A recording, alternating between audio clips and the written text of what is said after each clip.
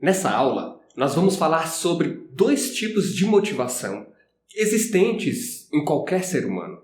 Motivação intrínseca se refere ao engajamento em uma atividade simplesmente pelo prazer inerente a essa atividade, ou seja, o interesse encontra-se exatamente em executar a ação ou se envolver na tarefa, de modo a obter e encontrar prazer pelo simples fato de realizá-la.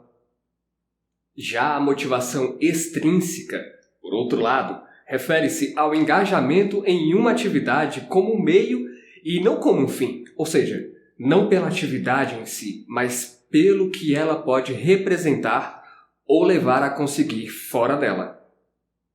Costuma-se definir a motivação intrínseca e extrínseca de maneira equivocada. Diz-se da motivação intrínseca que ela vem de dentro do indivíduo. Ora, toda motivação é interna aos sujeitos. O processo motivacional é todo subjetivo e intrínseco. Os estímulos externos são apenas incentivadores para despertar essa motivação que já existe dentro de você. Não há um comportamento motivado exclusivamente intrínseco ou exclusivamente extrínseco, mas sempre há uma ênfase para uma das duas tendências. Espera-se que o esporte e o exercício sejam realizados por meio da motivação intrínseca, uma vez que ela favorece consequências positivas do ponto de vista afetivo, cognitivo e comportamental. A relevância desse conceito reside no fato de que a motivação extrínseca tende a deteriorar-se tão logo seja satisfeita a necessidade ou alvo extrínseco seja alcançado, ao passo que a motivação intrínseca tende a permanecer. A autoestima é uma variável positiva em pessoas intrinsecamente motivadas. Para esses indivíduos, a atividade precisa ser desafiante a fim de que a competência percebida ocorra num contexto de autodeterminação, o que implica a oportunidade de fazer escolhas. Isso significa que a tarefa não deve ser nem fácil demais e também nem difícil demais. O nível crescente de dificuldade da tarefa mantém o indivíduo intrinsecamente motivado.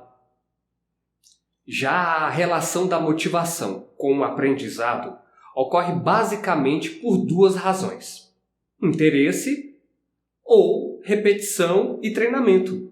Nas práticas esportivas temos diversas possibilidades, como pessoas que estão em uma modalidade esportiva por interesse, curiosidade, ou ainda por gostarem da prática corporal em si.